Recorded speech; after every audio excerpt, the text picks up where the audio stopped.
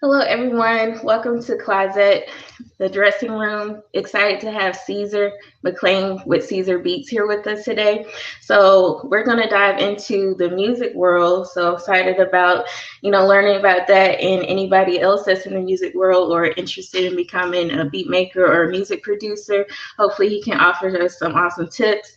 So let's give a warm welcome to Caesar McLean, Ceasar Beats. He's worked with Chingy, Jazzy Faye, and I'm sure he'll tell us a few more that he's worked with, but let's bring him on. How's everyone doing? How you doing, Kiki? Hey, I'm good, and you? I'm doing pretty good. I'm doing pretty good. Thanks for joining us today. I know that you're Yeah, super busy yeah, working yeah, hard, but we yeah. appreciate your time with Closet the Dressing Room, where our goal is to connect with the community and let others like be inspired by seeing, hey, this person can do it. I can live my dream too. So thank you for joining us. No problem. No problem. Glad to be here. hmm So let's dive into like growing up. What influenced you like for Mhm. music? Was music surrounded all the time by you or Oh yeah, definitely. Music was it's always been a part of my life growing up as a child. Living in Brooklyn, New York. Dad was a pastor, so I was always around musical instruments and things of that nature. So, with that being said, I was always intrigued with the person playing on the organ and, the person playing on the drums. And, because he was the pastor of the church, he actually owned all of the instruments. And, I yeah. would go and play on them, and he would see me and get off those instruments. They're expensive. And I turn right back around and get right back on the instrument. So, it really started from a church background. Awesome. Yeah, yeah, And yeah. so after that's like I'm glad he still played with those You're right. instruments. I know, right? I know, right? So where did you like I know you said you started in the church, but when did you like really say this is what I want to do? Uh, I want to say probably I want to say in the middle of high school Mm-hmm. is when I finally made my mind up. Because all throughout middle school I was in band and all that stuff, and then when I got to high school, basketball and all that stuff is the quote unquote popular stuff. And Yeah. so, I had to really dig inside me and find out what my purpose was, and it was music. So it was really the middle of high school. Mm-hmm. Yeah. And so when you figured out that's what you wanted to do, did you automatically start looking into schools or did you Oh, like get serious and start grinding and making more beats? What was yeah. your process?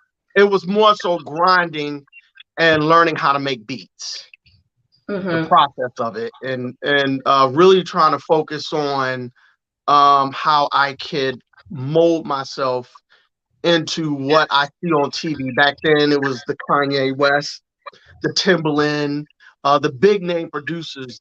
So I would more so try and mimic my sound to theirs. And in the process, it was teaching me how to train my ear and really learn how to produce. So Mm. that's when the grind started to begin a little bit in the middle of high school. Okay. And what were like some tools that you used like back then, like to start, I guess, making beats or whatnot?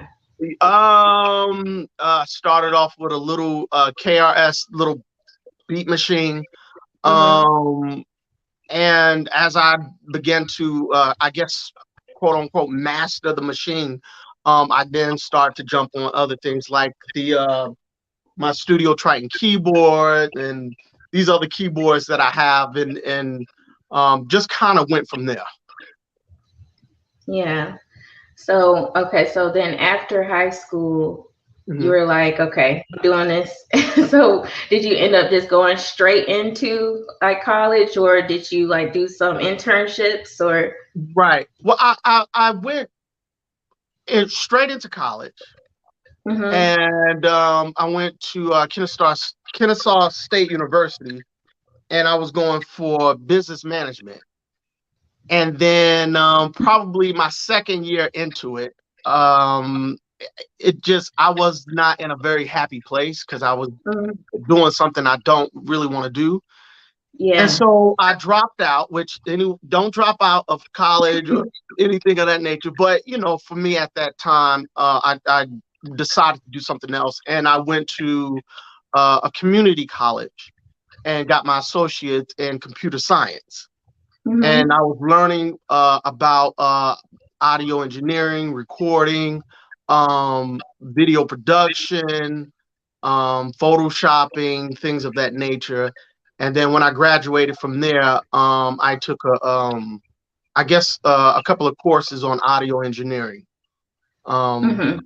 and then that kind of led me to meet people and get into the studio with other people and things of that nature. So, do you feel like you was able to make your connections before you graduated or finished at school, or were you already like on the grind trying to make connections?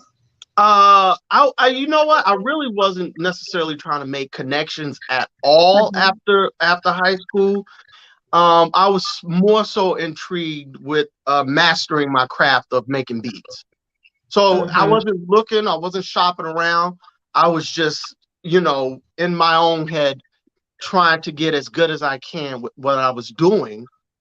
Yeah. And 6, 7 years later, um, my teacher heard, what my audio engineer teacher that I was taking the course from, heard my beats, and Mhm. then it just kind of went from there. And that's when he kind of introduced me to certain people and things of that nature. So I wasn't really shopping. I was more focused on making my sound as good as I could possibly get it. And then somebody Yeah. just heard it that had connections and was like, "Hey, I know such and such." Yeah, Well, all it takes is one person, to hear all it, it and you're takes is, like, yeah, okay. pretty much. Yeah, one person. Yep, yep, yep. Mhm. So yeah, So, that's how it kind of so happened. So with that connections that he was trying to make for you, while you're like, hey, I'm focused.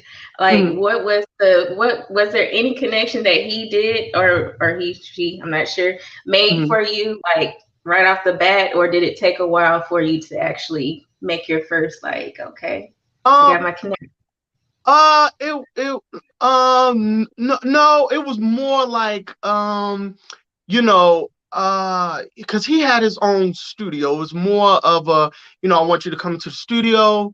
I want you to make some beats. He actually engineered for like Ti. Because he was an engineer, so he did all the Mhm. mixing for them and stuff like that. Ti, I think, uh K Camp.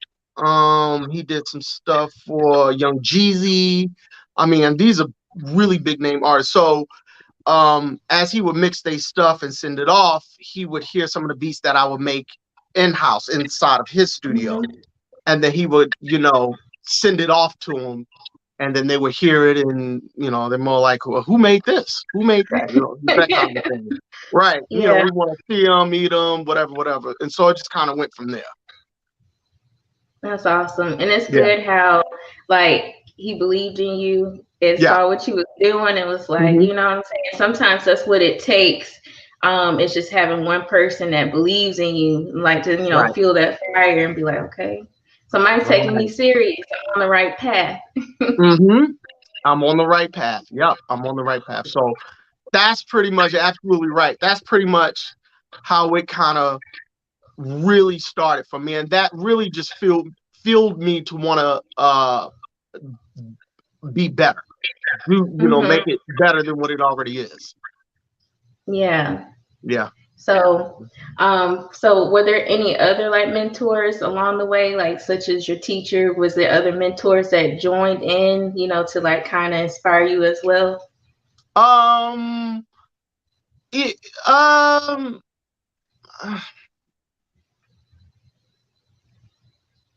Yeah and no, because the music Mm-hmm. industry is very finicky. Yeah. Um. Uh. uh, to make a long story short, it's as time went on, it became more of an understanding that um th- these these artists or the people within the industry are more out for themselves in a sense. Mhm. And that it became more of a learning experience Yeah. than more of a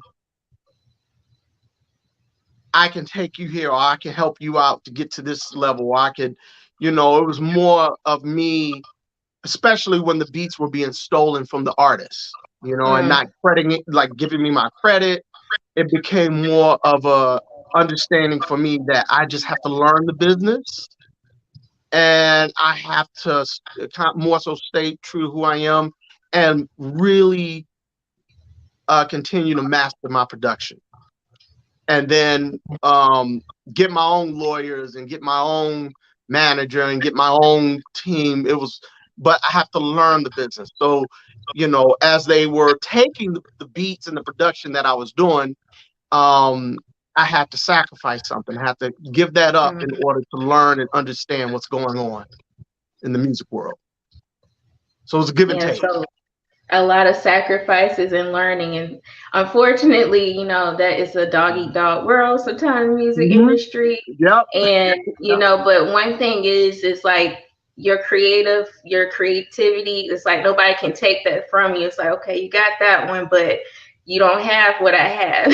So it Right, keeps you right, right, right, going. right, right. Exactly, Hmm. exactly, exactly. So I learned to learn the business, and then that's when I got to a point to where I need to have my own production company. I need to have my own website, selling my beats to the artists, cutting out the middleman and going directly to the buyer. And that's just Yeah. what it came down to. Yeah. Hmm. Yeah, So because that makes sense. It's like, well, I'm putting all this faith in you, but I have more faith in myself and I know what I want. And, it's like a exactly, direct connection. Yeah. exactly, Because you know exactly, everything that's going on. Nobody can undermine you because you know directly what the communication is. right, right, exactly. You're 100% right. So Mm-hmm. it became more of a situation to where Um, that's when I started my own website. Mm-hmm. Um, and then certain artists that I still had some connections with, they started to more so deal with me one on one, as the middleman was being cut, and I was able to Yeah. just leverage from there. Mm-hmm. Yeah. And so when you like started your own business and with your production company, Mhm. did you already have like a large following, or how was the build up to like, hey, I'm doing my own thing now? Now that's a good question because Mm-hmm. I didn't understand back then. I didn't really understand marketing and branding. And that's something more so when I had to actually ask my father about. And Mm-hmm. that's when he started to come into play when he felt that, okay, so he's serious about this.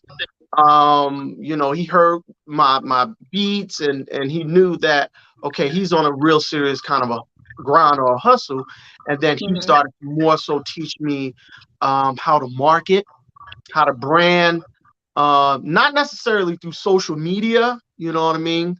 Um, but I actually took the information and then me seeing him how to brand and market, and then I applied it to social media. So it became a thing to where I took his language of branding and marketing of how he do it from the outside world, and I put it in the inside world of social media. And then I just started to research how to gain a following, how to um, advertise on Facebook, how to uh, uh, allow my brand to become an impression in someone's mind. How do you stay in front of people, you know what I'm saying, on social media, how to get their attention. is the Yeah. hardest thing to do. Yeah, it's really difficult. Hmm. So And a that's big where word you said is research. it's research. Yeah, you got to research, right? All the information is all over the internet. Um, Hmm. but you just have to find the one that resonate with what you're doing, or find the information that allows you to actually um, grow your following. But I'll say this real quick. What is really going to grow your following, knowing how to market, knowing how to brand, is you being yourself and not duplicating someone else's character or personality. People are Hmm. smart. People can know if it's an act or not.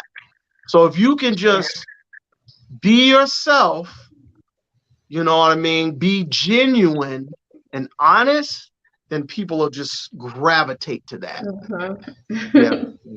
You know what I Yeah, mean? it's definitely about the energy. Yeah, the energy that you put out there, and it's just like being true to yourself. It's like it's captivating, because it's just Yeah. like that's different. And what Right. people need to recognize is people like different, especially Yep. when you're an artist or you're a Hmm. creative. That's what Hmm. separates us is being different. So, Yep. Yep. You're exactly right. You're exactly right. mhm. So that's really is the key. The marketing and the branding, it's just repetition. Just keep doing it over and over and over. And then something just clicks and you're like, oh, okay, well, I'll just do it again. That's how I got my first phone. Oh, okay, that's how I got my second. So but you can't find anything on the internet of how to speak to people, how to be kind to people, how to be authentic to people, how to be real, how to be genuine. You can't find that. There is no way to Yeah. find how to stand out amongst the millions. Like you Hmm. can't find that nowhere. That you can't research. Yeah. Yeah. Hmm. But that still comes with being your authentic self. And even though like you're in that world where sometimes it might be cutthroat, it's like, well, I don't have to be like that to, what I'm saying, like I'm Yeah, gonna go yeah, against the yeah. grain, Right, and and I think also people don't realize that the more we actually work together, the more that we actually can do better. And right. so, like, even by like collaborating with you and talking to you, you know what I mean? Mm. It's just like making people aware of you and your brand, but also getting the word out there. It's like, wow, like, we can all Yep. do this together. We don't have to be cutthroat. Right, right, right. Exactly. You're absolutely right. You're absolutely right. So, Mhm. you know, learning how to gain some attraction online. Um, it's a it's a process of repeating what works. Um, and just being yourself. Yeah. Yeah. And when you started like marketing, was there really some like points where you're like, wow, like that was really didn't work at all? Like, did you have any like not to say like low points in the marketing strategy, but stuff that you was like, yeah, that really didn't work for what I was trying to do? Was there any moments like that? Oh yeah. Oh man. One of the biggest thing that was my mistake is spamming people. Mm, I'm not gonna mm-hmm. lie. Back then, especially when you don't understand what to do, spamming was my best friend. I mean, I literally would just send people random messages and say, "Hey, check out my beat. Hey, it's fire. Hey, check out my beat." It got to the point where Facebook had to ban me like 2 or 3 times Yeah. because Mm-hmm. I didn't understand how to actually get someone's attention. I knew I had a good product, I knew I had good production. I knew, you know what I mean? And everyone has good products. Everyone has good beats. Everyone. So I found out that okay, this is not gonna work. What I'm doing, spamming is that. So yeah, spamming people, sending them random messages. Hey, check out my beats. Yeah. Um, it just that was a big no. Yeah, Mm-hmm. yeah. Letting Did you people just find, go ahead, go oh, ahead. good. I was Did just you gonna find say, like the not allowing authentic? people to come to you. Yeah, yeah. Yeah, That's what I was gonna say, like an authentic way that people yeah. will just gravitate towards you. Right, right. Yeah. So that was a mistake. Yeah, a learning Hmm. mistake. Yeah. So spamming people. Yeah. Yeah. So with that, do you feel like, because I know that you have another link on there, it was at Caesar's Beat House, where you're like, you show other beat makers and people Mhm. in the music production. Has that helped you at all? Like, get some more insight or anybody connections that you have made along that line by just showcasing other people? Uh, what that does, it somewhat it does. Mm-hmm. But the reason why I have that is, I'll say this. With that particular, let me see, how can I put it? Caesar Beat House is an Instagram page that I created to showcase other beat makers' talent. Um, but it's something that I want to do more to it, that allows producers to get themselves out there. So Mm-hmm. it didn't help me make connections or anything, but it's more so helping other producers get their talent out by using my stage or my platform. Mm-hmm. But I have a bigger idea of what I'm Yeah, gonna use that for in the future. I feel it. But I feel it's yeah, gonna be yeah, big. yeah. So I got to start it now, though. Yeah. Yeah, Mm-hmm. yeah, and allow it to build. But Yeah, again, that's going along with building that community. there you go. Building that Yeah. community, Hmm. and and then once that community is built, then I'm gonna use it for something Yeah. that's gonna help a lot of producers. Yeah. And Yeah. see, that's awesome. See, that what makes you different is you're trying to Right, help right, other producers. Yeah. right. Yeah. Yep. Yep. Yep. And so what was like one when you like what was like one time where you had like a good like a big break or you're like, because I know that you've worked with some different artists. Hmm. Can you Hmm. walk us through some like artists that you worked with? Yeah, I did some work with Chingy, um, K Camp, a little with Jazzy Faye. I'm trying to think. It's a lot of DJ Khaled was more like advice on my Mm-hmm. beats and things of that nature. Yeah. Gorilla Zoe, but some other artists. Though when I knew I had something, I knew I had something when I sent Chingy some beats. This was a Mm-hmm. little while back, and I had his email or whatnot, and a friend of mine's actually connected him to me. A friend of mine's, his name is Chris. I actually went to school with him. He knew Chingy's cousin. Mm-hmm. And so, long story short, I got Chingy's email. And, the cousin told Chingy about me, that I make beats and whatever, whatever. And I knew, and the reason why I'm telling the story is because when I did this, I knew, okay, I really got something special. I sent him maybe about three or three or five beats. And when I sent it to him, he emailed me back immediately and was like, "Who are you? I want to record on all five of these. Can you send me some more?" And so that was more so of my uh my cut through more so of the music industry. But Mm-hmm. that more so told me that I have something special. Yeah. But Somebody you to feel it be. too. Yeah, I You feel it feel too. it. Yeah, right. Yeah. Mm-hmm. I got I guess some sort of confirmation that somebody that had platinum albums and stuff that worked Mm-hmm. with Ludacris and all that stuff, that really been around producers and stuff that were amazing, for me to get that slightly kind of validation, let me know, okay, I'm gonna stick with this. You know what I Yeah. mean? Yeah. Mm-hmm. And So I yeah. saw that you have like 2 million streams on your website. Yep. Is that I right? have yep, I have 2 million streams. That was yeah, I have 2 million streams on my website.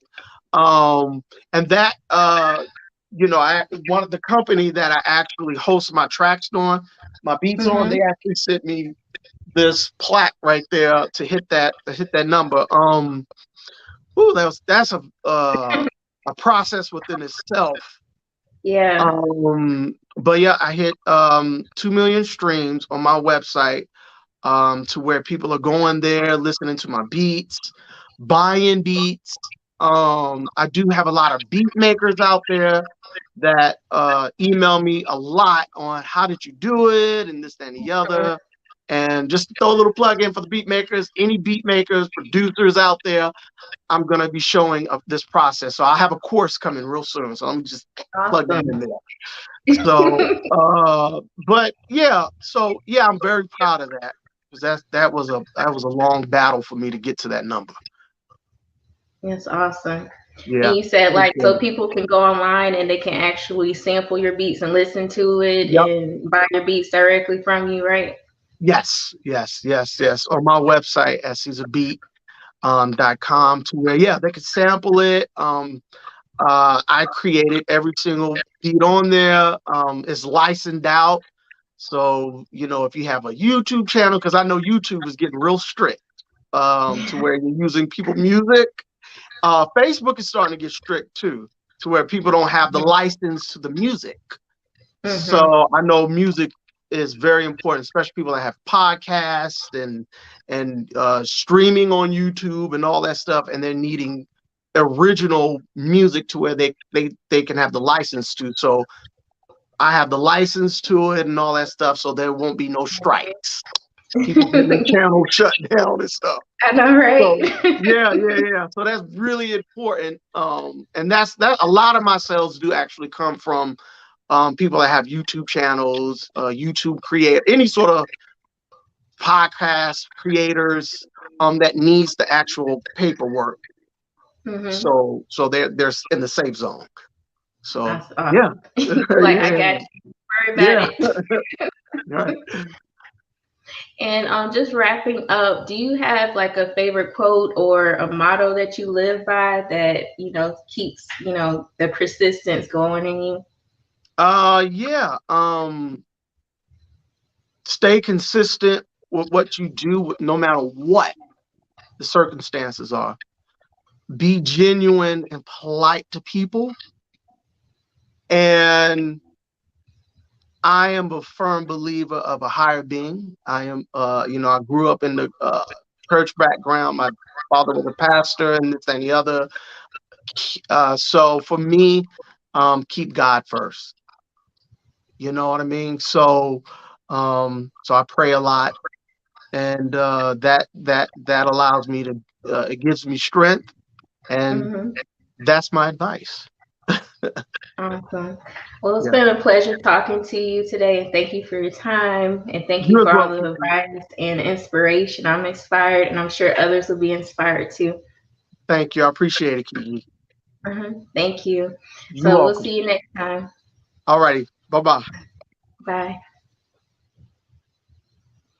Thank you, everyone, for joining our episode 5 with Closet the Dressing Room. Please make sure you subscribe, like our channel. Please follow Caesar at Ceasar Beats. And, also go on his website and see all the awesome music he has on there. Thank you. Next time, we'll see you soon in the dressing room.